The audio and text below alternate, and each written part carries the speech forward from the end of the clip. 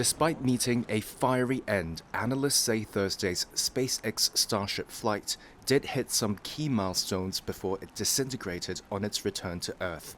They say it took steps forward toward the goal to one day take people to the Moon and Mars. It went beyond the Starship craft's past two performances, which were both cut short by explosions minutes after launch. In comparison, the second launch saw some of its 33 Raptor engines malfunction on ascent. Laura Forchich is the founder of Astrolytical Space Consulting. It was able to launch with all 33 Raptor engines. It was able to do a complete separation of the booster from Starship. It was able to relight some of those engines and do a test of the payload bay doors, opening and closing them. Forgich says SpaceX still needs several more test flights before attempting to launch the rocket with a human crew. SpaceX needs to prove that Starship is 100% safe before it takes astronauts on board. And in order to do that, it needs to make sure it understands how the vehicle re-enters the atmosphere, both parts of the vehicle, the booster, and then the vehicle that's on top, the actual Starship. It needs to safely be able to re-enter the Earth's atmosphere and then land. So that's that last step that it did not accomplish today, but will hopefully accomplish in the near future. Losing the spacecraft is costly, but within SpaceX's calculations.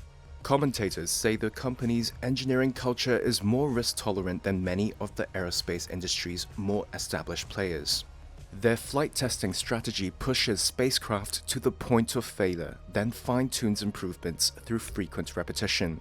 SpaceX's philosophy is more that, they don't expect everything to go right. Matt Schindel is curator of planetary science and exploration at the National Air and Space Museum. They don't expect everything to go right, but they expect things to improve over time. And that's worked well for them with their Falcon 9 rockets, which are now very profitable for the company. Company founder Elon Musk sees Starship as eventually replacing the SpaceX Falcon 9 rocket as the workhorse in the company's commercial launch business in low Earth orbit. SpaceX officials have said they plan to conduct at least 6 more test flights of Starship this year, subject to regulatory approval. Meanwhile, Musk is counting on Starship to fulfill his goal of producing a large, multi-purpose, next-generation spacecraft capable of sending people and cargo to the Moon and beyond this decade. Something that Elon Musk has promoted ever since he introduced the idea of the Starship rocket was that this would be a vehicle that would eventually give us the capabilities to send humans to Mars and to have a sort of ongoing transport between Earth and Mars. I would say that with this technology, if you can manage to make lunar exploration and lunar habitation sustainable, then yeah, Mars might be a logical next step. NASA also has a lot riding on the success of Starship. The agency is giving it a central role in its Artemis program, successor to the Apollo missions that put astronauts on the Moon for the first time more than 50 years ago.